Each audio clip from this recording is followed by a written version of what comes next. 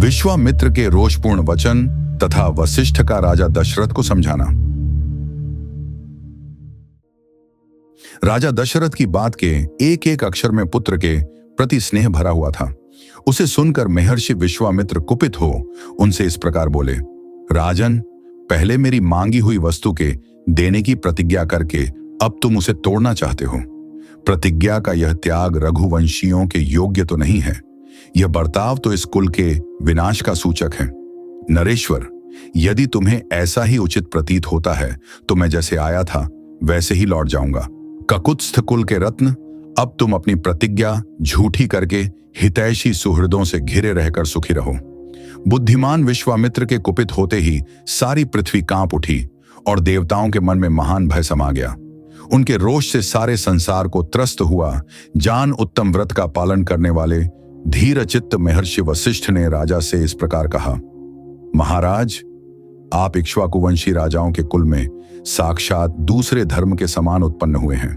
धैर्यवान, उत्तम व्रत के पालक तथा श्री संपन्न हैं। आपको अपने धर्म का परित्याग नहीं करना चाहिए। रघुकुल भूषण दशरथ बड़े धर्मात्मा हैं। यह बात तीनों लोकों में प्रसिद्ध है। अतः आप अपने धर्म का ही पालन कीजिए। अधर्म का भार सिर पर न उठाइए।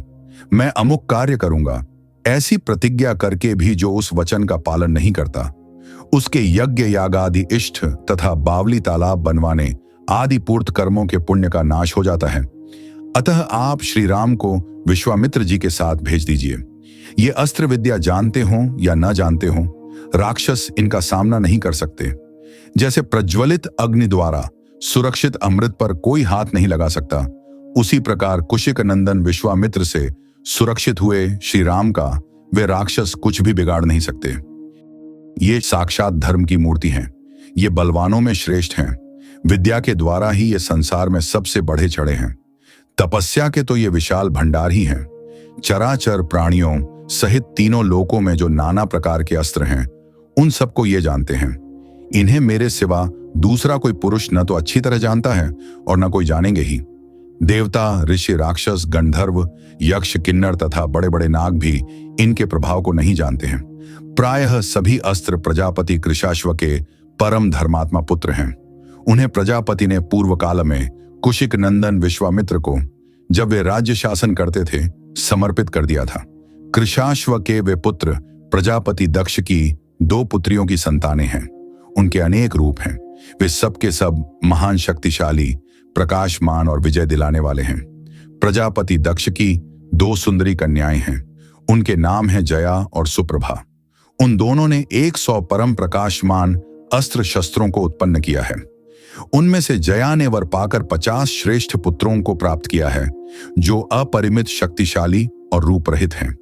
वे सब के सब असुरों की सेनाओं का वध करने के लिए प्रकट हुए हैं। फिर सुप्रभा ने भी संहार नामक 50 पुत्रों को जन्म दिया, जो अत्यंत दुर्जय हैं। उन पर आक्रमण करना किसी के लिए भी सर्वथा कठिन है तथा वे सब के सब अत्यंत बलिष्ठ हैं। ये धर्मज्ञ कुशिकनंदन उन सब अस्त्र शस्त्रों को अच्छी तरह जानते हैं। जो अस्त्र अब तक उपलब्ध नहीं हुए हैं, उनको भी उत्पन्न करने की इनमें पूर्ण शक्ति है। रघुनंदन, इसलिए इन मुनिश्रेष्ठ धर्मज्ञ महात्मा विश्वामित्र जी से भूत या भविष्य की कोई बात छिपी नहीं है। राजन, ये महातेजस्वी, महायशस्वी विश्वामित्र ऐसे प्रभावशाली हैं। अतः इनके साथ राम को भेजने में आप किसी प्रकार का संदेह न करें। महर्षि कौशिक स्वयं भी उन राक्षसों का संहार करने में समर्थ हैं, किंतु ये आपके पुत्र का कल्याण करना चाहते हैं, इसीलिए यहां आकर आपसे याचना कर रहे हैं। महर्षि वशिष्ठ के इस वचन से विख्यात यश वाले रघुकुल शिरोमणि नृप श्रेष्ठ दशरथ का मन प्रसन्न हो गया। वे आनंद मग्न हो गए और बुद्धि से विचार करने पर विश्वामित्र जी की प्रसन्नता के लिए उनके साथ श्री राम का जाना उन्हें रुचि के अनुकूल प्रतीत होने लगा। जय श्री राम।